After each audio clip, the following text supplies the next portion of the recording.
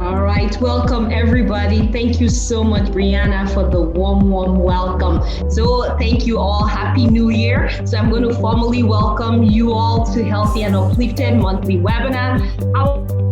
But today is Outstanding and Standing Out, a Boss Woman. This is our first webinar for the year. I am your host and co-moderator, Dr. Azuma. Before we start, we want to dedicate this webinar on behalf of our sister, Irving Goldstein. 2020 was a terrible year for a majority of all of us, from COVID and whatnot. Unfortunately, Ms. Goldstein left us last year. She almost made it to 2021. And it is because of her I stand on this platform, because our story in community education using virtual events started with Love Your Menses. And Irving was the one that motivated my partner, Bria, to bring up this idea into an event. And we've expanded it into a global organization. So we're just going to take the 30 seconds moment to just reflect on her and to uphold her legacy in our lives moving forward. Thank you. Most of women don't have attitudes, they just have standards. Let's just remember that. All right, so I'm going to start with our keynote speaker. Our keynote speaker is Ms. Joy Oge Hodnfield. She's a multi-award winning transformational coach, international speaker, and an author of 4 books. She is the founder and CEO of Joy Transformation, and her empowerment events have gained global recognition. It has transformed the lives of numerous women, including myself. Our master keynote speaker is no other but Dr. Golicha.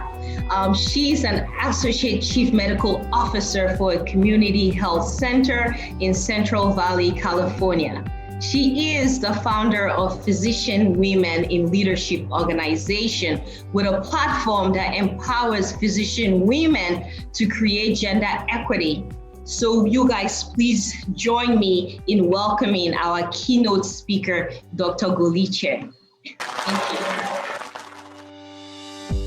We are going to talk about role of women and how we are perceived in corporate world and what we can do despite of systemic biases and all other factors which we all are aware of.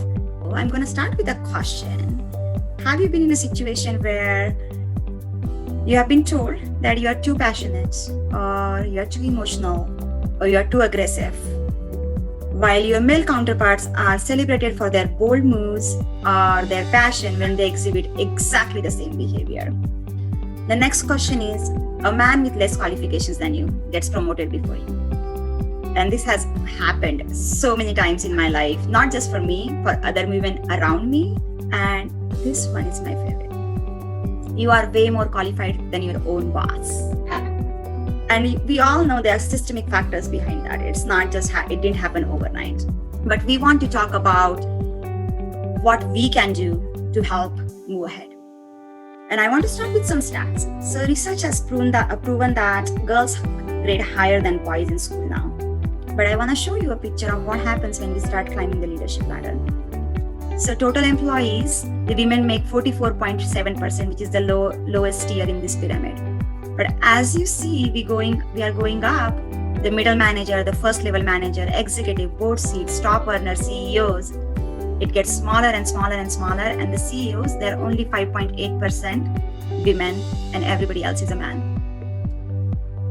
So with that, we all know we are equally talented, probably more, but it's just not happening. And research has shown that it will take another 208 years for gender parity if we do something about it. And if we don't, I don't know how long. So let's talk about what you can do to advance your career. Number 1, we need to practice blowing our own horn. Number 2, seek mentorship and build alliances. And number 3, instead of a no, say yes and. So practice blowing your own horn, and it doesn't mean that you brag about yourself. So it's all about your mindset, about your self-promotion. It's not bragging. It's actually just stating your facts and truths about your accomplishments. That's all you are doing. So this is, I took from internet, but I love this cycle. And this is extremely common. We take on thankless task at work. No one cares. Then we are pissed and we stop doing those tasks. And then suddenly we are not a team player. And this is where the arrow I drew, this is where I want to stop that cycle. I'm not saying don't take on the task. We still want to be a team player, we want to work. But make sure people care about this. Make sure you make yourself heard. People know what you're working on. And honestly, for us, unfortunately, we are to own that. We have to show people what we are doing. So number 2 is seek mentorship and build alliances. And with this, I think it's really crucial we reach out to influential and talented people in the field and just ask them one simple question: will you mentor me? And this is a quote I really like from Mahatma Gandhi. It speaks about satisfaction lies in the efforts and not in attainments. Full effort is a full victory. Again, your success should be counted by your efforts and not the yeses. And we have heard a lot that women don't negotiate well. And even if we negotiate, we don't get the equal compensation. And I truly believe, and I'm a strong advocate for fair compensation for women. It's really an imperative, but ask for fair compensation shouldn't get in your way of getting promoted. Don't become a yes man or yes woman. Don't just say yes and get burnt out. You're taking a project and you're spending every evening doing that away from your family. It's not gonna work long term.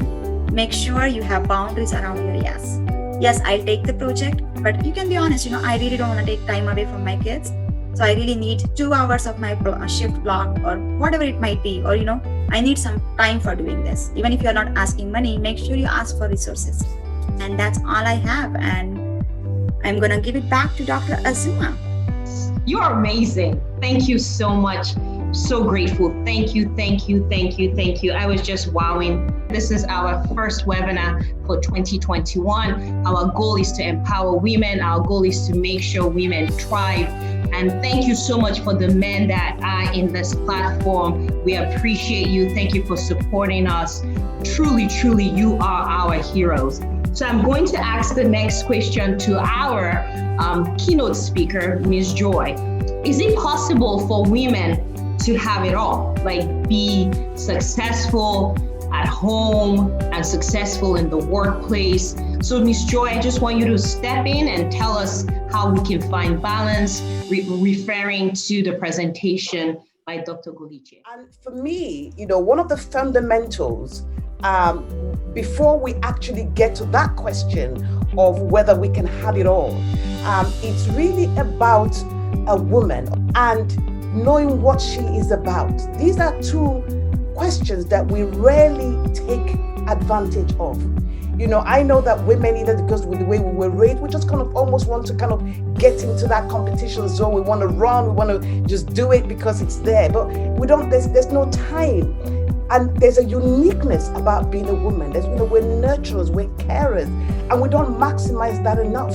So I believe that even before to answer those questions, it's about really taking that time.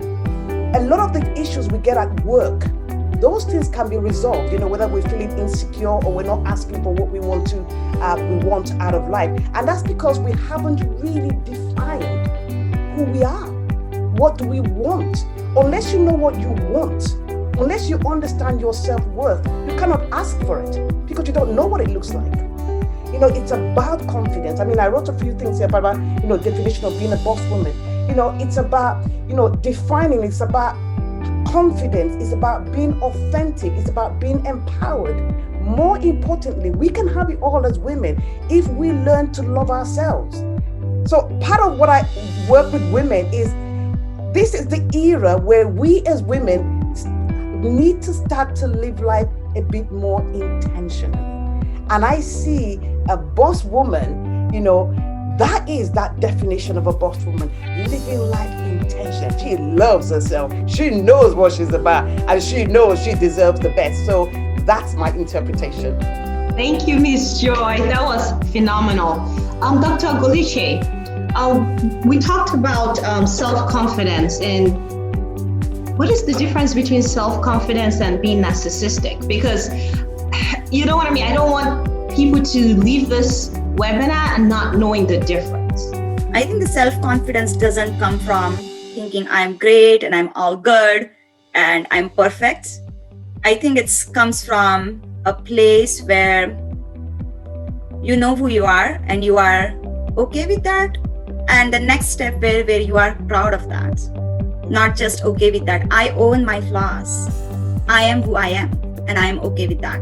It's not just accepting my flaws. I'm embracing my flaws. Like I have a very weird accent for even Indians and Americans. And when I came to this country, I faced a lot of racism because of it. And a lot of people said, oh, why don't you try the coaches who would help you? And I was like, no, this is who I am. I like my accent. For me, this is perfect. This is who I am. And I come as a whole package. And if you don't like it, that's your problem, not mine. Wow. Thank you, Dr. Goliche, for that. Yes, I love your accent and you're right. We should appreciate our flaws and own it. Thank you. So my question for Joy is, Dr. Goliche talked about accepting rejection. When she say, reach out to your mentor or ask people to be your mentor. And if they say no, so what? It cuts deep. It's almost like somebody saying you're no good or this. To me, it's almost like somebody making a judgment. That's the thing with rejection. It's by like somebody making a judgment. I mean, and it even hurts more when they don't even know you, and you're trying to think you haven't even given me time to prove myself, and so that's even worse when you're thinking, I don't even have that time to actually prove myself. Having said that, when you've done enough work on yourself, I mean, I'm a great advocate on self-discovery, as you probably find out from my talking, because there's a lot that we don't know. If you don't know yourself, if you know, for example, like in Dr. Preeti, if you don't mind me using as an example, if you know that, okay, my accent, I own it, it's not wrong with my accent, it's fantastic, and then somebody criticizes that. You see, you first found out before they did. So think about it. They're not telling you anything you don't know. So it's like, I get it. You don't like it? You know what? I know that. That's okay. Because everyone in this world is entitled to their opinion. It doesn't mean you have to take it on board. Wow, that's amazing. We shouldn't take it on board. Thank you. Dr. Goliche, you talked about how sometimes at our workplace we do see men get promoted, even if they had less qualifications than us. As a minority woman in America, my peers see that. So what are the ways can we change it? You gave us 200 and something years it would take for us to have equity in gender. We're not even talking about race. I'm thinking race might be longer. So what would you say to a Black lady that has been working hard and trying to move up the ladder and seeing everyone else around her get promoted? It is painful to see that. And I don't think there is a magic formula to change that overnight. But honestly, it's going to take more of a collective action from all of us. It's going to take not just me thinking about myself, how do I get myself promoted? I need to pull other women. I got here and don't need to stop thinking about me anymore. But yes, there are people behind me. I need to think of them.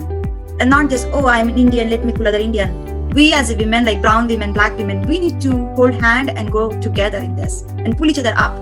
That's the only way I can see that happening sooner. And again, this is my opinion, but this has personally worked for me. And it's such a good feeling, like, what we are doing today. Oh my God, this is how we are going to win. This is how we are going to make it happen. And another thing for the guys who are here, we need to have our main ally. We need to have them speak up for us instead of, oh, we got this and we are strong enough. We don't need you. Yes, we need you. And we really appreciate you for what you're doing for us. Thank you so much. The next question is for Joy. Joy, there are men here and there are people from different countries. And some of us have been taught not to toot our horn. It doesn't seem correct. Can you also add to what Dr. Goliche said about tooting your horn and just giving us more tools that we can use for this year, 2021? There are different ways she can do that. So first of all, it's obviously acknowledging. It's acknowledging what is it that you're good at. Now, what you're good at often comes to back that same question of what is it that you want. A lot of the time, that question sounds easy, but it's not easy, because we spend almost 80% focusing on the things we don't want out of life. And we talk a lot about it. I don't want this. I don't want this. My boss is doing this. I don't want that promotion. But the reality is 20%, if that is left for you to communicate and articulate that. How? So we don't have time or enough time given to ourselves to actually articulate our vision, articulate what is it that we want, what does it look like? Unless you know what it looks like and you appreciate it, there's nothing to talk about. Men, women, there's so much that we have. But because we don't have that time, or we don't devote enough attention to developing the strengths that we have within us, then we are caught, or we get embarrassed, or we think people are going to judge us, or that fear of failure, and it doesn't then allow us to further develop it. So yes, we can toot our horn, but toot it from a place of intention. Okay? Toot your horn from a place of knowledge. Invest in yourself so that you know what you're tooting your horn about, so it doesn't come across as bragging. Wow, thank you, Miss Joy, for that. There's one of our attendees, Miss Martin. Vera wants to make a statement and ask a question. Vera, she's all the way from Nigeria, and it's about 10 p.m. right now. So thank you. Thank you, Dr. Ebere. A few years ago, I graduated from the university with a third class because I was struggling I was married without a child. I was struggling to have a child. I was on and off the school campus, and it really affected me academically, and when I came out with a third class, as a matter of fact, it's as if the society rejected me. Even the man in question I was trying to please also, insulted me with the so-called result. I was unable to get a job. I stood up one day, I just laid my hands on my chest. I said, Vera, I'm talking to you. In front of my mirror, I said, I will not rest until I get my PhD. That was what I said to myself. And I said that the third class can never limit me to do whatever I want to do. And I have to pick up the pieces of my life, even with my kids. I have to go back to school. And I have to be very, very grateful to Dr. Ebere, in fact, to our team, because ever since last year, I've been listening to, attending programs with you people on Zoom meeting. It has really, really pushed me, driven me to the point that I was like, God, there's no going back. These people are women, and I'm being pushed, I'm being moved, I'm being motivated by each time I hear. I'm telling you, I'm really shedding tears of joy because I knew how it was a few years ago. Thank you so much. Thank you, Miss Vera. Miss Vera is crucial. She's on the floor in Nigeria. She helps us with our Love Your Menses outreaches out in Nigeria. She's just a blessing. Thank you. Do not be defined by your third class grade. Grades don't matter. I need Joy and Dr. Golichi to touch on that and to motivate other women here. Vera, can I just say you are incredibly awesome. Thank you. You are truly an inspiration. Sometimes it's like an orange. How do you get orange juice? You squeeze it. The squeezing, I'm sure, is not always very pleasant. But then all the things that are coming out of you meant that you already had it. It was there. It was nothing to do with the third class, because inside of you, that genius and that incredible, strong woman was already residing. Vera, thank you so much for sharing your story. This was so inspirational. Made me really happy, just hearing you, and reminded me of something I read a few days ago. You get to tell your story the way you want. You be the hero in your story and not the victim. Very, very, very proud of you. And this has been my experience too, especially when, initially I had direct reports 5 years ago, and I'm very direct. I say what I mean, and I mean what I say. And it got me very similar feedback. And I realized, and I was like, oh, I am right. I'm not going to change further. All that insecurity kicks in, and I realize there is a middle ground. As Joy said, it's not right or left. Like, yes, I don't want people to judge me, and I cannot be judgmental of other people's choice.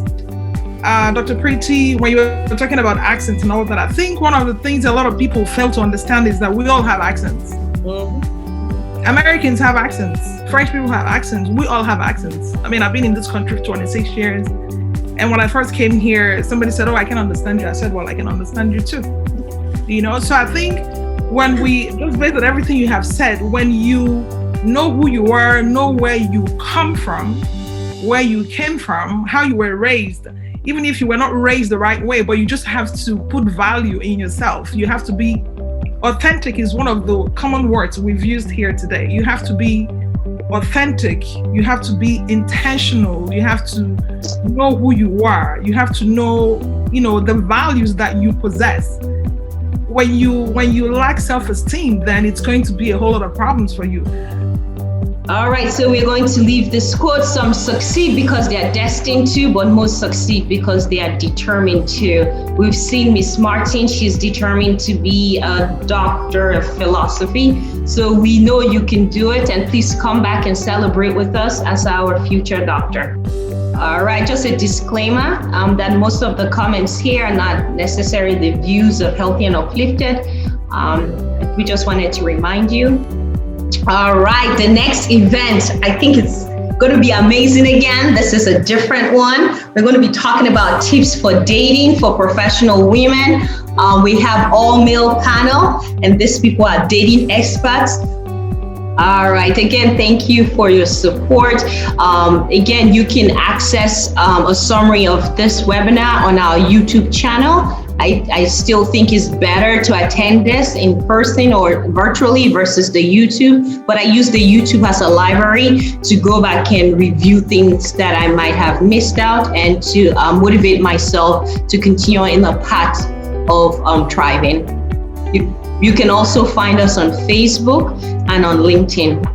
All right, we're going to end this by saying people will throw stones at you. Don't throw them back. Collect them all and build an empire. We hope that you all would build an empire this year. We really are rooting for you. Thank you so much, Dr. Guliche. Thank you so much, Ms. Joy, for encouraging us. I really want us to conquer this year in spite of COVID. So thank you so much. We're going to end the conversation here. Thank you, thank you, thank you. See you again on February 7th.